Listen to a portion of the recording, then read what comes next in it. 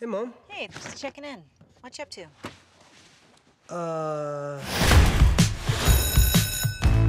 Adam Johnson. Adam? You know Adam's missing, right? Right, kids aren't coming to school. It happens all the time. I don't know if you were paying attention to roll call, but he's not the only one that's gone. You're nuts. This is my son, Charlie, and his girlfriend. Hi. So Jerry is our new neighbor. Hey.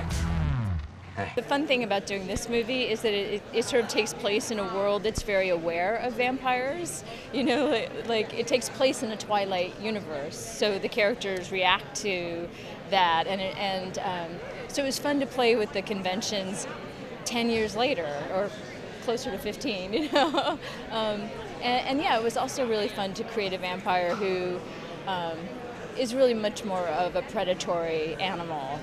You know, at one point, I think somebody said, you know, we want to kind of have the shark from Jaws, and you see we literally put that in the movie, you know, that idea, and that's the idea that I went with. Like, anything that's charming about him is just like a Venus flytrap. It's just there to eat you, you know, to facilitate the eating of victims.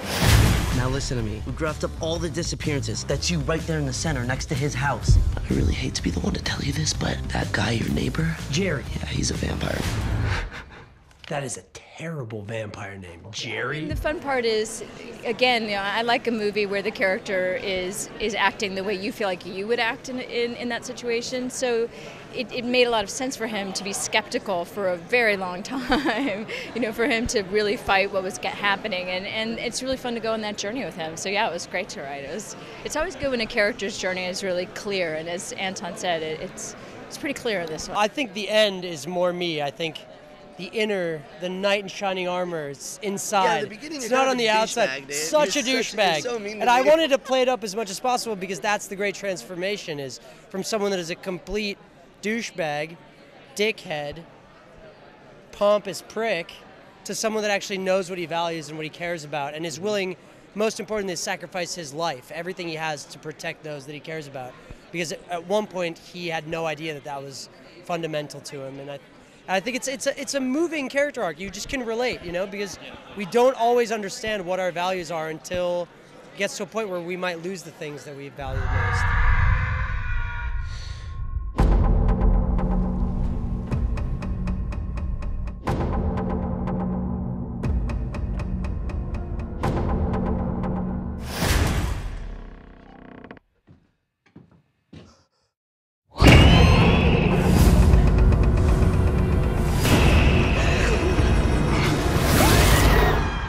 Are you excited to play Odd Thomas, by the way? Very excited. We've been doing that. I just flew in, shot yesterday, flew in today. Very excited. It's been great. It's been great. Great experience. Odd Thomas has been great. We want to do a sequel, but everyone's super busy right now, so we don't know if we're going to get around to it quite yet.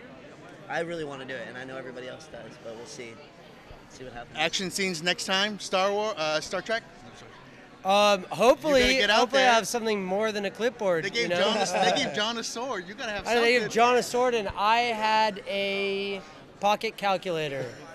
Very exciting. Totally me. I was not in that movie. I don't know. What? Sorry, I was, Is that what you did in the movie? Is that what you're acting? yeah. That's all. Actually, it was more like.